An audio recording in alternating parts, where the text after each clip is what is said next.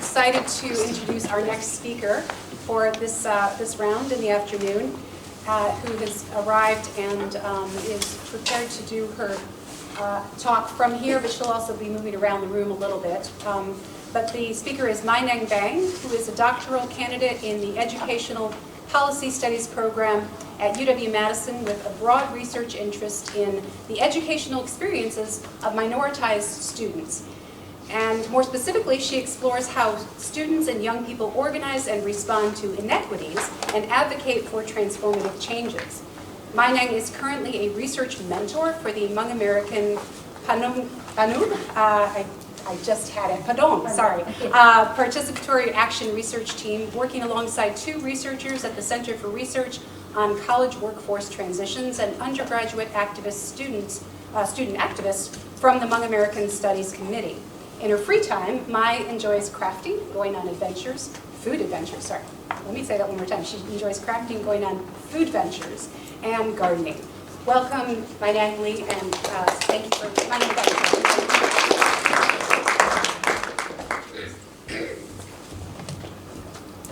Hi, everyone. Can you all hear me okay? All right.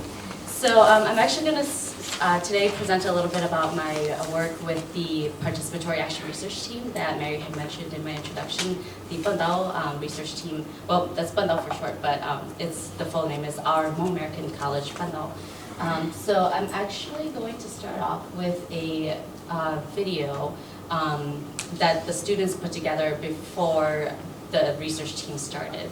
And I just wanted to emphasize that the fight for HMoob Studies at UW-Madison has been ongoing for at least a decade. And these students that started this research team, they actually they were all from the 2015 cohort of students. And so this is a little bit of an intro video as to why they were fighting for HMoob American Studies at UW-Madison. And then I'll kind of I'll get you all started into how they got into this research and kind of some of the impacts that they've made since they started the research.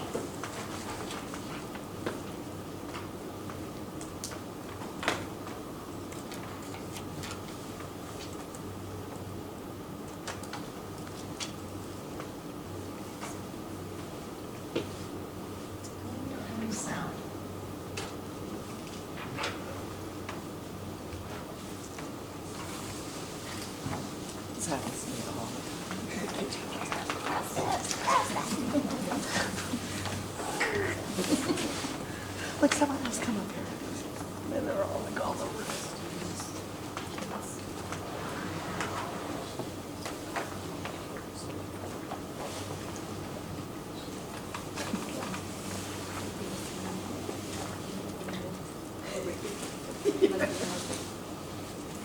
Yeah. There's a simple thing.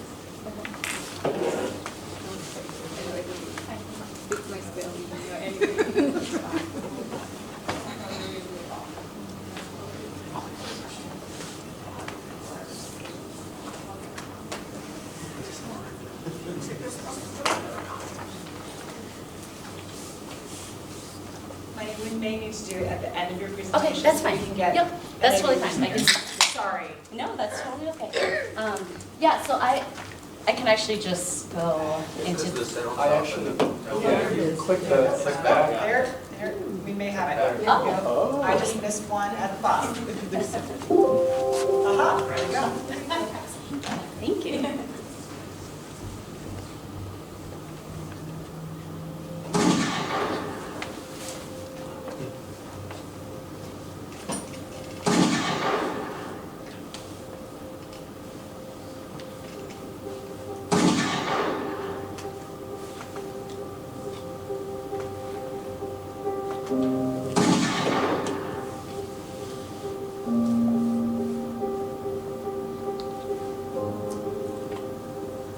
To my surprise, when I started my first year here at the University of Wisconsin-Madison, many people, including Wisconsinites, never heard of the Hmong before. I was quite shocked because Hmong make up the largest Asian population in the state of Wisconsin. And at the same time, deep inside, I was also quite saddened that Hmong since we've immigrated to the United States in search of refuge. More than 40 years later, the Hmong people, the sacrifices they made for freedom, their contributions to the United States in the Vietnam War, and their narratives of genocide and relocation remain unknown.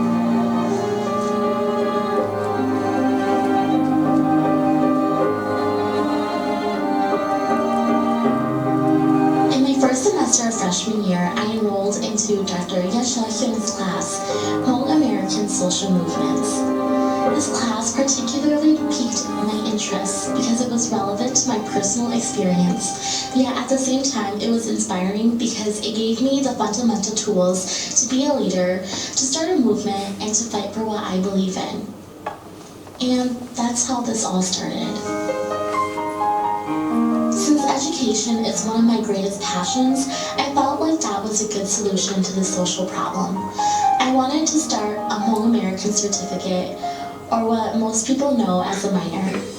So what I did was I gathered my 3 closest friends, and together we embarked on this mission to establish a HMoob American certificate at the University of Wisconsin-Madison. So my city actually took me to East Campus Mall. We sat in a beautiful scenery and she was leaving honey in the sun to join her in this process of making the HMoob American certificate. So Nicey with me is such an intelligent, brilliant, awesome, beautiful best friend of mine. Why would I deny this? And not just because she is such an amazing person. I know that the certificate will benefit the school in the long run. And so when she came to me and talked to me about the certificate and the idea, I first thought, oh wow, that's a great idea because our generation is starting to lose the Hmong culture. And when I started to realize, like, I don't know who I am, you know? And I wanted to find my love for cultural awareness again. So that's why I decided to be more enthusiastic about this project, making sure that we are starting this certificate and making sure that it passes so that we can leave a legacy and we can have more students look up to us like how we look at each other. Have a lot of the academia in all stages of school, you know, grade school, middle school, high school, and on. It doesn't really offer the opportunity for the Hmong to understand their roots, the Hmong to understand who they are and where they came from. And it doesn't allow other cultures and ethnicities to understand who we are too. So this certificate is really beneficial to the school. Having this certificate will not only help yourself, but it will help the community around you. The certificate that we propose will not only be beneficial to Hmong students who are seeking knowledge about their heritage or their identity, but at the core, our intentions for proposing this certificate is that it will lay a foundation of knowledge about Hmong Americans for future leaders and professionals in the state of Wisconsin and America. Our new generation of leaders and professionals will have to work with this growing and evolving ethnic group. Additionally, we want to uphold what we as Badgers take so much pride in, the Wisconsin idea. The Wisconsin idea encompasses intercultural knowledge, competence, and diversity. We are asking for you to show your support by signing our petition. With your help, together we can establish a HMoob American certificate here at the University of Wisconsin. If there is one reason to sign a petition, it is to support the Hmong being visible to the campus because we are an underrepresented population. Please sign this as sort of a decision if you are on the side of agreeing to yes, cultural awareness is awesome and that diversity in higher education should be allowed. It only takes 1 minute to fill out this petition. And that 1 minute can change a lot of things. Please, give us your time. Together,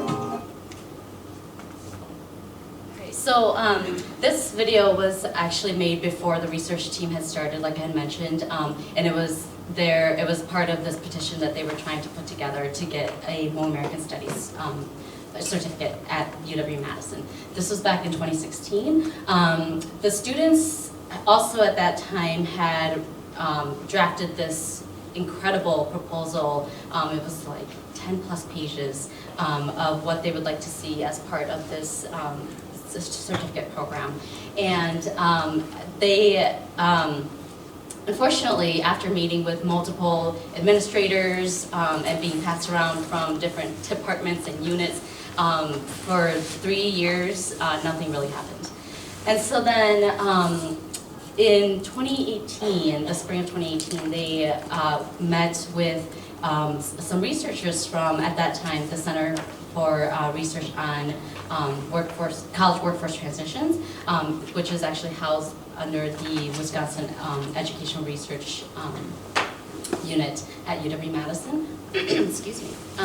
And so the researchers then thought that, oh, well, this would be a great opportunity for you all to kind of like, explore a little bit more about HMoob Studies. Do you want to actually do HMoob Studies, right? Because you all are totally capable of that. And so then this research project then started in, Signs you were fine. oh, okay. So then in the fall of 2018, the research team was formed and they decided to name themselves the HMoob American College Bandao Research Team. And part of the reason why they wanted to call themselves that was to mirror this, well, actually a continuation of the refugee story, right? So, but also looking into the future of, we are HMoob Americans, and while our families were resettled here as refugees, we continue to lead a legacy, a story here in the U.S., and we are going to be the authors of our own stories. We are going to tell the HMoob American story. So that's kind of how the name for the research team came about. Okay, I'm gonna try to look over there. So the team was moved by these research questions when our team first started inquiring into the project. Okay, so I'll read it out loud just in case some folks aren't able to see it as well. But the first question here is, what are the institutional factors influencing the campus inclusion, educational success, and post-college transitions of HMoob American college students at UW-Madison? And what are the potential mechanisms for improving these factors? So they were driven by these questions, and sorry, I just remember Mary told me to walk around with the microphone.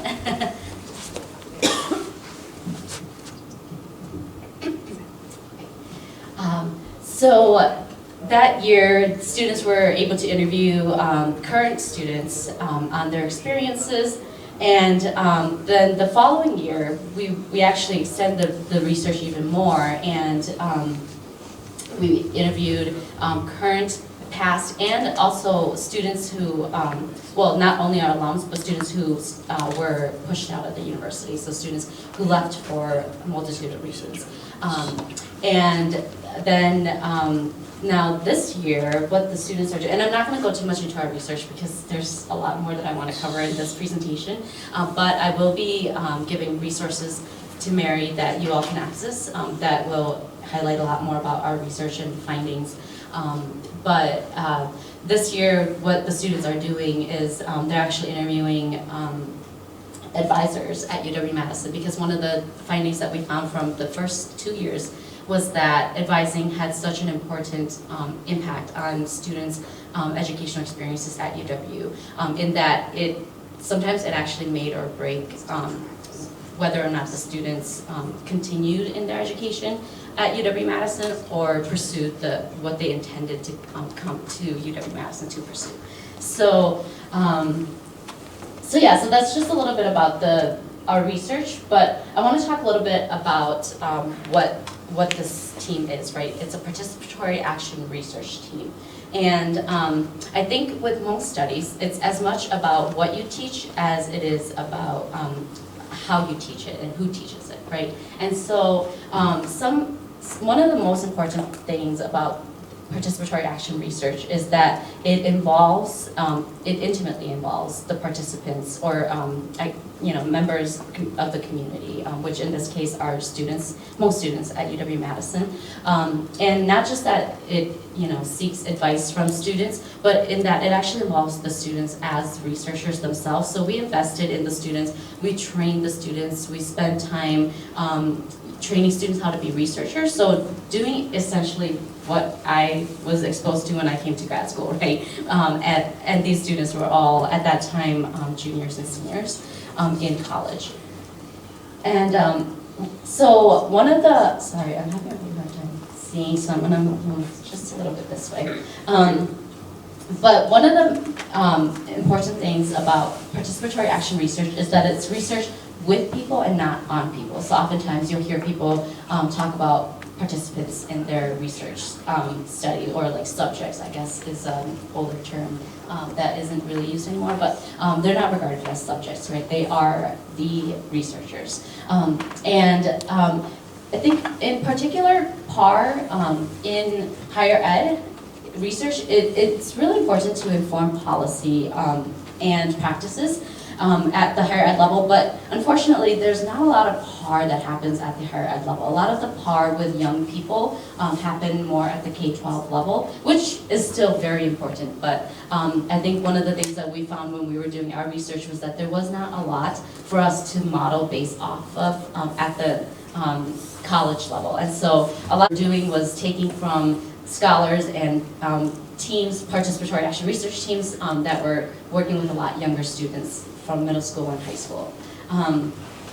Also, one of the cool things about this project was that it was research on student experiences by the students for the students. And so it was really very much directed by them. They were there from the very start, forming the questions. A lot of the interview questions actually came from their own conversations with each other about things that matter, things that impacted their experiences. And also, I think one of the neat things too was that there was the research questions I showed earlier. It wasn't formed before they came together to talk, right? So the students really were the ones that drove those, and they were the ones that came up with what kinds of questions they wanted to answer and for what purpose. And I think that part of PAR is really just giving students the tools to be able to do the work that they want to inform their activism, right? So these students, they've been kind of just pushed aside by administrators for 3 years up until this point. And they were like, a lot of times people are telling us that they need the research, right? They need numbers, they need all of these things, and unfortunately our stories alone isn't doing it. And so we need a collective of voices. And one of the things they wanted to do was to really delve into the student experiences and to kind of show administrators, hey, we're not the only ones experiencing this.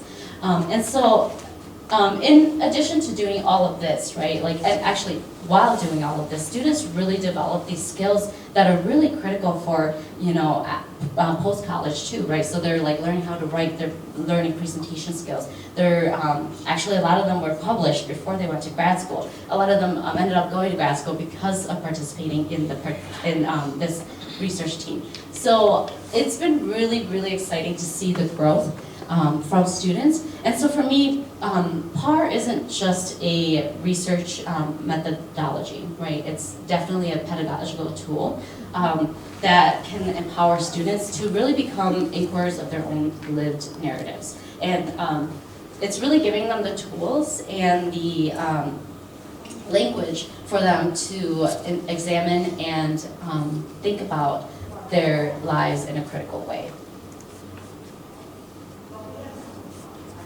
So as part of PAR too, I think we're trying to move towards a socially just research process.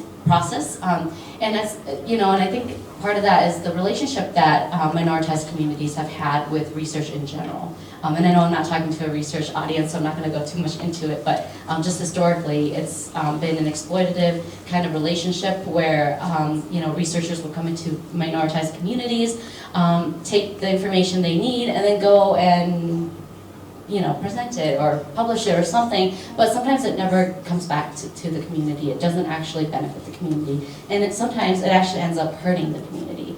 And so what we try to push for with our research team and in advocating for research like ours or participatory action research projects, we are really trying to push for more socially just research methodology, and also really thinking about who to center and who to actually empower to be able to tell these stories, right?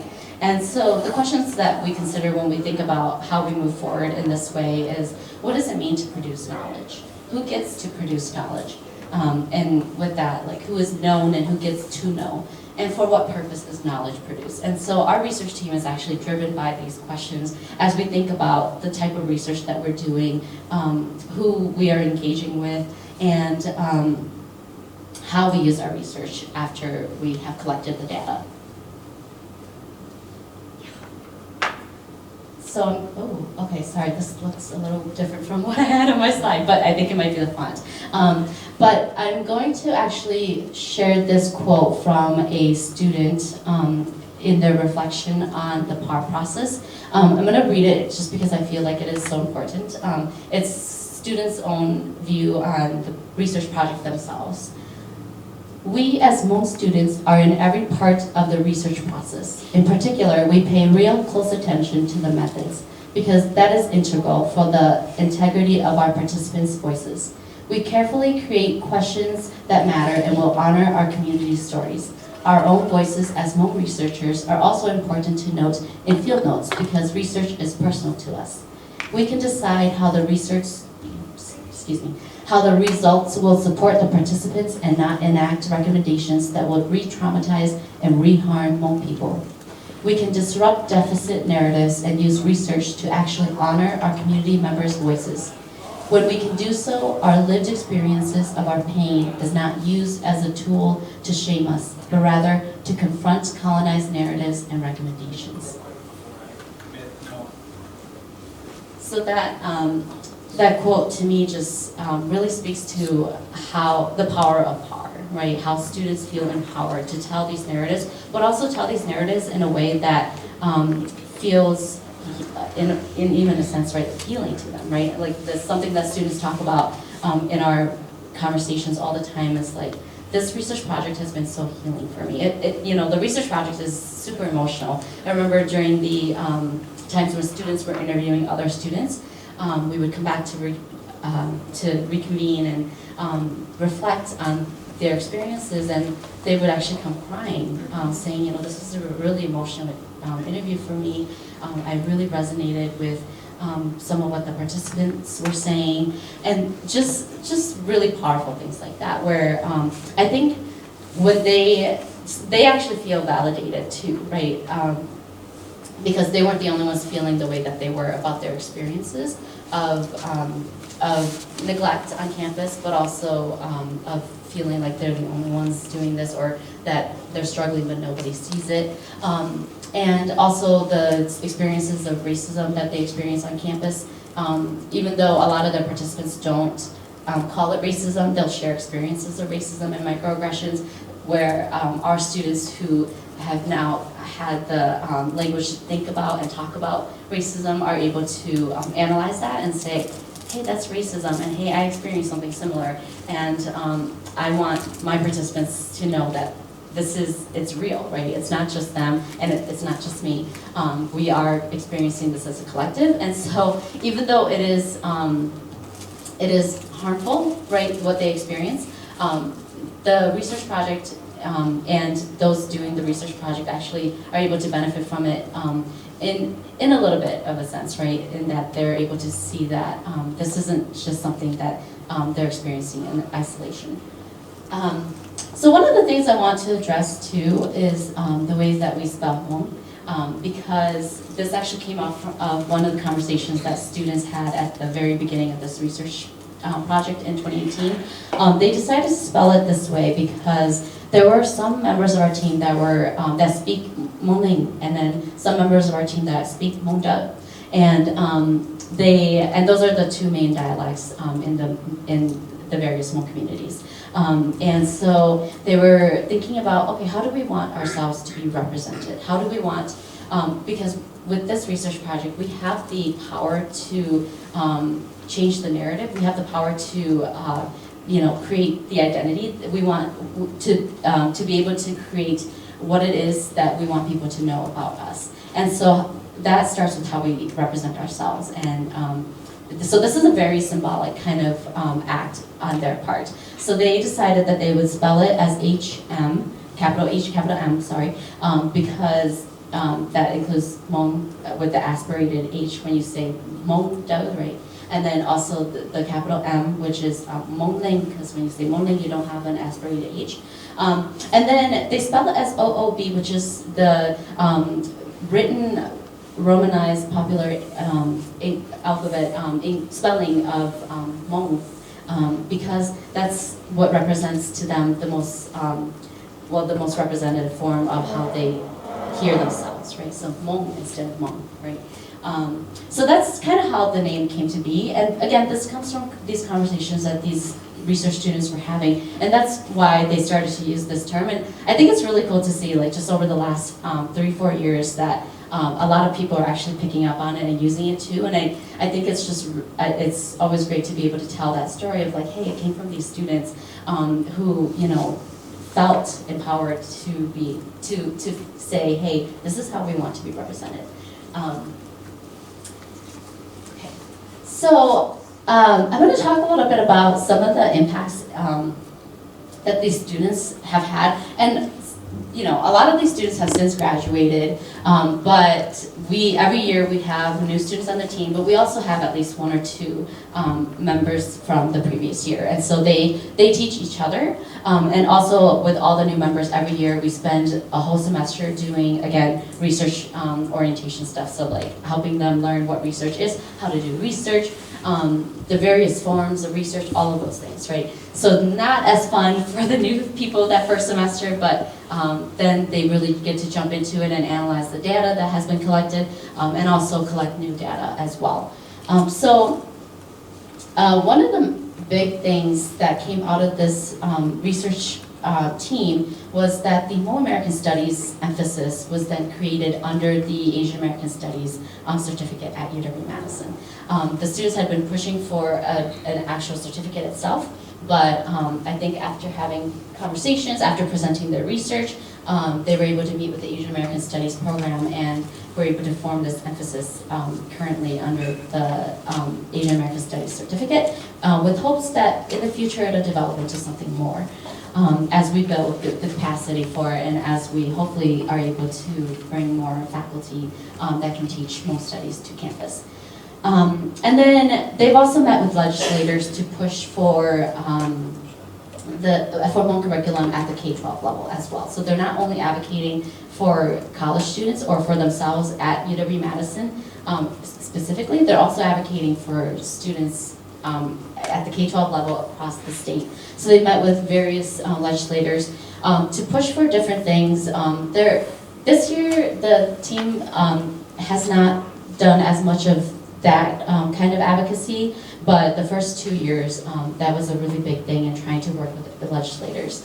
And then we also got funding from the Gates Foundation to create a PAR Institute, which is currently free. It might not be in the future, depending on funding, but it's currently free. It's a summer 2-week, it is technically 2 weeks. 2 weeks PAR Institute in the summer that is offered by the 2 researchers on our team, academic researchers on our team from WCER. And they offer a workshop for teachers, but also like people who are interested in doing PAR, or administrators, anybody who wants to implement PAR in any way at their institutions. They offer this institute to teach people how to work with young people or communities to do PAR in a socially just way. And then also the students were able to get money from the provost to put together a social justice retreat, which is this picture here that you see. This is the social justice retreat from last spring. unfortunately, I was on maternity leave at this time, so I wasn't able to go to it. But the students said it was an incredible experience. They brought together college-age students, and actually I think a couple of Madison College students were there as well, to this conference that it was a day-long, well, day and a half long conference to talk about HMoob studies and movement building and how to build capacity moving forward in HMoob studies. And so this is one of the cool things that the students were able to work on all year last year and putting together. And I think they just felt really, they were just really excited by the fact that they were able to build a community of peers across the state that were also interested in doing the same thing and or were already doing the same thing at their various home institutions. And then this year, there is a partnership between WisCamp and our research team, which WisCamp is their support program for underrepresented students at UW who are in STEM programs, or not just UW-Madison, sorry, UW system.